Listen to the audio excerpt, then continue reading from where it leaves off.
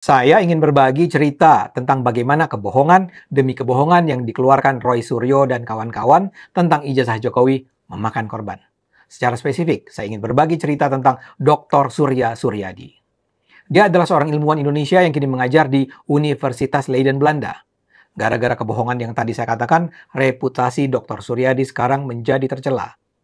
Dia itu memberikan analisis tentang ijazah dan skripsi Jokowi yang membuat orang bisa saja mempertanyakan integritas Jokowi dan juga Universitas Gadjah Mada.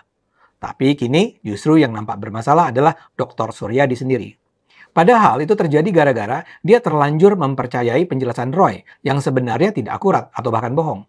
Ini yang saya peroleh dari wawancara Suryadi yang dilakukan oleh Hersu Beno Arif atau biasa dipanggil Hersu di kanal YouTube-nya. Hersu memang sangat anti Jokowi. Hersu biasa mewawancari Rocky Gerung yang juga sangat anti Jokowi. Tapi kali ini Hersu mewawancarai Suryadi. Sekedar catatan, Leiden itu adalah perguruan tinggi yang memang banyak melakukan kajian tentang Indonesia secara mendalam.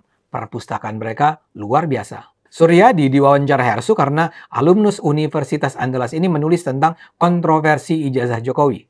Dia bercerita bahwa dia menelusuri berbagai data tentang Universitas Gadjah Mada yang tersedia bebas di Leiden. Suryadi mengaku dia menulis bukan untuk membela atau menjatuhkan siapa-siapa. Dia hanya merasa sebagai ilmuwan yang berasal dari Indonesia, dia ingin menyumbangkan kecakapan keilmuannya untuk membantu masyarakat Indonesia. Tujuan yang mulia tentu. Tapi masalahnya, analisis Suryadi ini ternyata didasarkan pada informasi yang sudah terbukti menyesatkan atau setidaknya tidak akurat. Suryadi nampaknya tidak sadar bahwa di Indonesia seorang tokoh selevel Dr. Roy Suryo bisa bicara sembarangan dengan mengabaikan kebenaran. Jadi Suryadi nampaknya tak sadar bahwa Roy itu bisa saja berbohong di depan publik di media massa dengan gaya yang sangat percaya diri. Informasi itu yang kemudian dipercaya Suryadi sehingga ujung kesimpulannya pun keliru, jauh dari kebenaran. Saya mulai saja dari sebuah contoh yang menurut saya lebih menonjol dari yang lainnya. Suryadi dalam wawancara dengan Hersu menyebut dia tertarik dengan penggunaan istilah tesis di halaman skripsi Jokowi. Informasi bahwa ada kata tesis di halaman depan skripsi Jokowi itu datang dari Roy. Dan Roy memang mengungkapkannya secara gamblang, paling tidak di sebuah talk show yang saya saksikan rekamannya. Ini menurut Roy aneh, karena tesis adalah penamaan yang digunakan untuk menyebut karya akhir jenjang sarjana S2, bukan S1. Jelas, Roy ingin membangun keraguan pada penonton tentang kejujuran Jokowi. Roy itu seperti ingin menunjukkan bahwa Jokowi itu pembohong, dan karena itu kita perlu bersama-sama meragukan kebenaran skripsinya. Temuan Roy ini ditanggapi serius oleh Suryadi. Dia sampai merasa perlu menelusuri karya-karya akhir yang pernah dilahirkan dari Fakultas Kehutanan, yakni fakultas dari mana Jokowi dulu lulus. Yang dia lihat bukan cuma karya akhir tahun-tahun 80-an, mengingat Jokowi masuk ke UGM tahun 80 dan lulus tahun 85. Yang ditelusuri Suryadi juga karya-karya dari tahun-tahun sebelumnya. Kesimpulan Suryadi adalah memang tidak pernah ada istilah tesis digunakan pada karya akhir S1. Yang digunakan adalah skripsi. Dia juga menunjukkan dalam panduan penulisan karya akhir S1, istilah yang digunakan di UGM adalah skripsi, bukan tesis. Loud and clear, jelas dan terang. Dengan temuan itu wajar bila penonton tiba pada kesimpulan bahwa skripsi Jokowi ini nggak beres. Masalahnya, ternyata Roy bohong. Dia memang menampilkan halaman depan sebuah karya akhir di mana tertulis kata tesis. Tapi itu bukanlah skripsi karya Jokowi. Kata tesis itu tercantum di sebuah karya akhir orang lain. Dan ini terungkap gara-gara ulah pengacara Jokowi, Yakub Hasibuan. Dalam sebuah program televisi, Yakub bertanya pada Roy tentang di manakah kata tesis itu tertera. Apakah itu tertera di skripsi Jokowi? Tanya Yakub. Nah, dengan buru-buru Roy bilang, kata tesis itu terbaca bukan di skripsi Jokowi. Bayangkan. Bukankah Roy sebenarnya sedang berusaha menunjukkan kejanggalan dalam skripsi Jokowi untuk menunjukkan kebohongan Jokowi? Tapi kok dia malah membahas skripsi seseorang yang bukan Jokowi? Saya rasa Roy memang dengan sengaja berusaha berbohong. Sayangnya buat Roy, di acara itu ada Yakub Hasibuan, pengacara muda yang memang pintar. Gara-gara kejelian bertanya Yakub, kebohongan Roy pun terbongkar. Tapi kepedulian saya kali ini adalah bukan Roy, melainkan Suryadi. Dia mungkin tidak pernah membayangkan bahwa Roy Suryo mungkin sekali berbohong dengan lepas.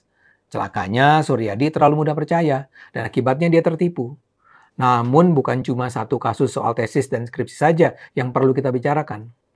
Dalam wawancara dengan Hersu itu, dia juga berkomentar soal informasi bahwa Jokowi sudah tak lagi memiliki ijazah karena ijazahnya hilang. Menurut Suryadi itu janggal. Dan menurutnya pula kalau Jokowi masih menyimpannya, kenapa dia tidak perlihatkan saja?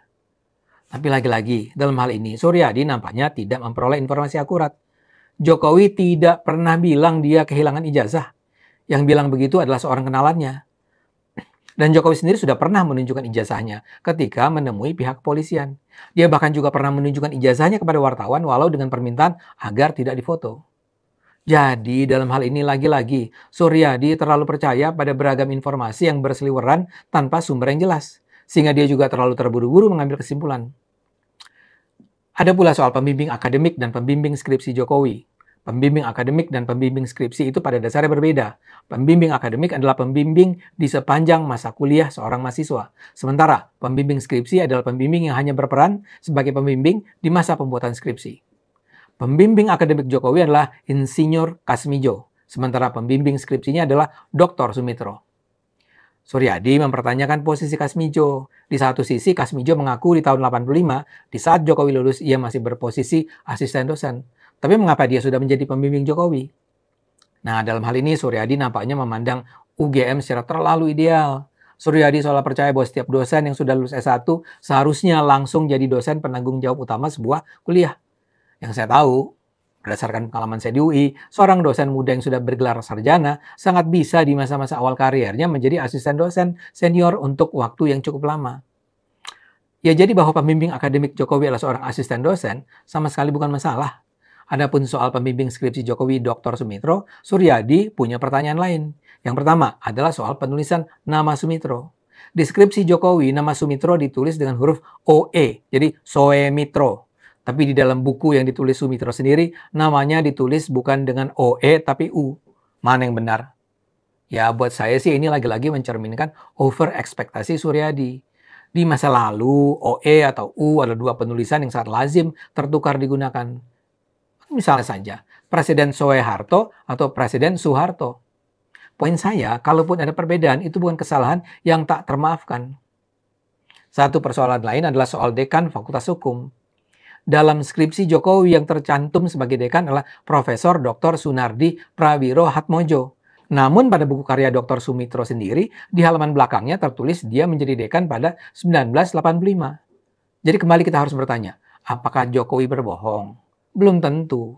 Dalam buku Jejak Langkah Fakultas Kehutanan dikatakan bahwa pada 1985 dekan fakultas tersebut memang Sunardi. Begitu pula website UGM sendiri menyatakan pada 1985 dekan Fakultas Kehutanan adalah Sunardi. Jadi mana yang benar? Ya saya sih lebih percaya pada website resmi UGM dan di sana yang tertera sebagai dekan memang adalah yang tertera di skripsi Jokowi. Terakhir, Suryadi juga berkomentar soal jurusan di mana Jokowi berkuliah. Dalam penjelasannya, berulang kali Jokowi pernah bilang dia kuliah di jurusan teknologi kayu di Fakultas Kehutanan UGM. Menurut Suryadi, berdasarkan penelusurannya, tidak pernah ada jurusan bernama teknologi kayu di UGM. Yang ada, teknologi kehutanan. Apakah ini berarti Jokowi bohong? Lagi-lagi jawabannya belum tentu. Ketika saya bertanya pada ChatGPT tentang apakah ada jurusan bernama teknologi kayu di Fakultas Kehutanan UGM, jawabannya berbunyi begini. Meskipun tidak ada jurusan resmi bernama teknologi kayu, istilah tersebut mungkin digunakan secara informal untuk merujuk pada bagian teknologi kehutanan atau bagian teknologi hasil hutan yang memang mempelajari aspek teknologi pengolahan kayu. Namun secara administratif dan akademik, nama resmi jurusan tersebut adalah teknologi hasil hutan. Nah, dengan kata lain, sangat mungkin Jokowi menyebut nama jurusannya sebagai teknologi kayu sekedar sebagai nama yang lebih populer di masanya. Bukan berbohong, tapi sekedar menggunakan istilah yang lebih populer.